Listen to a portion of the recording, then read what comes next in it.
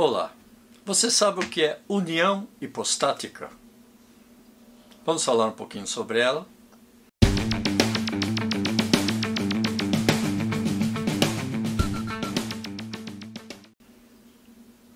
Pois bem, união hipostática é a união das naturezas divina e humana que há na pessoa de Jesus Cristo. Jesus Cristo, quando ele encarnou, ele adicionou a sua natureza divina à natureza humana.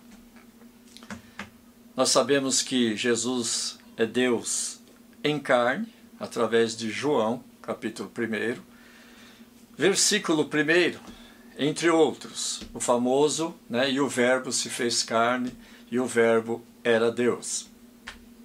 Pois bem, através de estudarmos todas as passagens bíblicas que tratam da pessoa de Jesus Cristo, e a isso nós chamamos teologia sistemática. O que a teologia sistemática faz? Ela pega todas as passagens da Bíblia que tratam de um determinado assunto e agrupam essas passagens em apenas um local, para que nós possamos ter, então, uma ideia, do que é que aquela doutrina bíblica diz através das Escrituras como um todo, e não usando versículos isolados. Porque se você usar versículos isolados, você vai chegar a uma conclusão totalmente errada do que as Escrituras ensinam através de um determinado ou através de uma passagem bíblica sobre um determinado assunto. Isso ocorre muito, por exemplo, com os testemunhos de Jeová, que pegam uma passagem bíblica isolada e daí formam uma doutrina bíblica totalmente errônea. Uma delas, por exemplo, é onde Jesus diz: o Pai é maior do que eu. Essa é muito clássica. Onde Jesus diz não saber o dia da sua volta. Em Marcos 13, versículo 32, onde diz: nem os anjos, nem o Filho, senão o Pai sabe o dia da volta de Jesus. Então, se nós pegarmos um versículo bíblico isolado, realmente vai parecer que Jesus não sabia o dia da sua volta, por exemplo. Que ele não era Deus. Agora, entendendo a teologia sistemática, estudando a Bíblia sistematicamente, nós vamos chegar então à união hipostática, onde vai dizer que Jesus tinha duas naturezas, a divina e a humana. Jesus era o tempo todo humano e o tempo todo divino. Não é que Jesus ora era humano e ora era divino. Ele é 100% homem e 100% Deus. Jesus nunca perdeu sua divindade.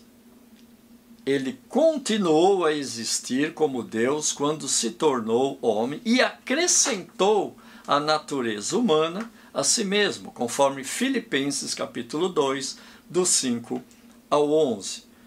Portanto, há uma união, na pessoa de natureza humana plena e a natureza totalmente divina de Jesus Cristo. Agora mesmo, por exemplo, Jesus está no céu como homem e nosso mediador entre nós e Deus Pai. Segundo 1 Timóteo 2, capítulo 5. Versículo 5. Pois bem, nesta união entre as duas naturezas, nós vemos que Jesus, como Deus, por exemplo, ele é adorado. Ele recebe adoração, algo que é impensável até mesmo para os anjos. Nós vemos isso em Mateus capítulo 2, versículo 2, Mateus 14, 33. Jesus também recebe orações, a ele são dirigidas orações, Atos 7, 59.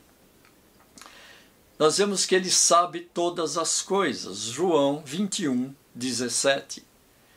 Nós vemos que ele dá a vida eterna, algo que somente Deus pode dar, por exemplo, em João 10, 28. E que nele habita toda a plenitude divina, Colossenses 2, 9. Porém, Jesus também tinha a sua natureza humana.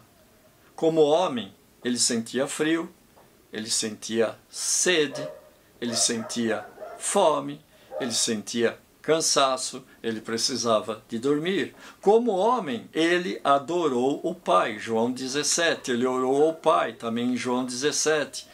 Como homem, ele foi tentado. Como homem, ele cresceu em sabedoria, ele foi aprendendo, Lucas 2,52. Como homem, ele morreu, Romanos 5,8. E nós vemos que como homem, ele tem um corpo de carne e ossos, Lucas 24,39. Ou seja, Jesus, ele é igual em sua natureza divina ao Pai. Mas na sua natureza humana, ele era subordinado ao Pai, porque a palavra de Deus nos diz que Jesus nasceu debaixo da lei. Ele tinha que cumprir a lei. Jesus, por causa disso, se circuncidou, por exemplo. Jesus também foi batizado por João Batista. Então, nós temos que entender essas duas naturezas de Jesus Cristo, para então podermos entender as coisas que ele disse. Por exemplo, eu vou te dar um exemplo, eu vou seguir a lógica aqui, né, de Jesus não saber o dia da sua volta. Marcos 13:32.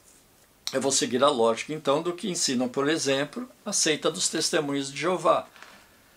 Então, se Jesus não sabia o dia da sua volta, obviamente, ele não era Deus, certo? Vamos então para Apocalipse, capítulo 19. Eu convido você a abrir a sua Bíblia em Apocalipse, capítulo 19. Vamos lá comigo e vamos ver essa passagem interessante que diz, a partir do versículo 11, note bem que essa passagem está tratando do advento de Cristo. Diz assim a palavra de Deus, João 19:11. Vi o céu aberto, e eis um cavalo branco. O seu cavaleiro se chama Fiel e Verdadeiro, e julga e peleja com justiça. Os seus olhos são como chama de fogo, na sua cabeça há muitos diademas. Agora olha que interessante, versículo 12. Tem um nome escrito que ninguém conhece, senão ele mesmo. Ora, seguindo então esta linha de raciocínio dos Testemunhos de Jeová, por exemplo, de que Jesus não era Deus, porque ele não sabia o dia da sua volta, então nós vamos chegar a uma conclusão absurda que Jeová, Deus Pai, também não é Deus. Porque aqui está dizendo claro que ninguém conhece o nome que está escrito, senão ele mesmo, Jesus. E no versículo 13, olha que interessante, está vestido com um manto tinto de sangue e seu nome se chama o Verbo de Deus. O verbo lá de João, capítulo 1, versículo 1.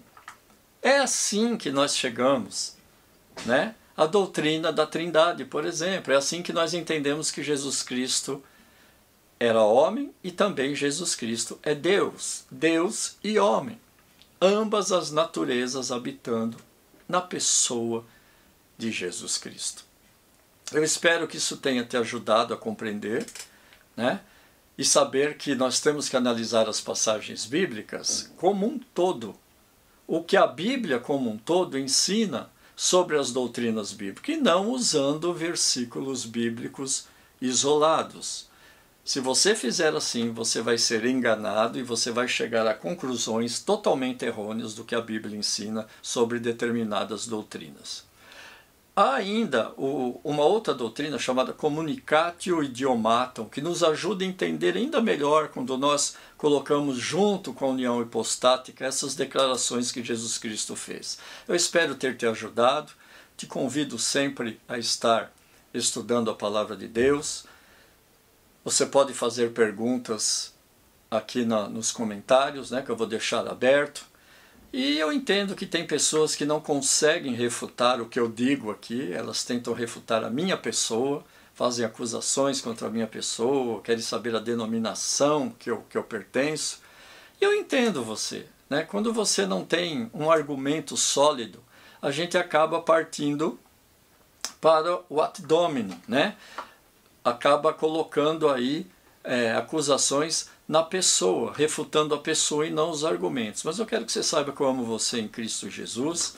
E se você sinceramente, né, quiser entender essas doutrinas, fique à vontade para estar perguntando. Eu vou fazer o meu melhor para estar te respondendo. Que Jesus te abençoe, te guarde. Obrigado.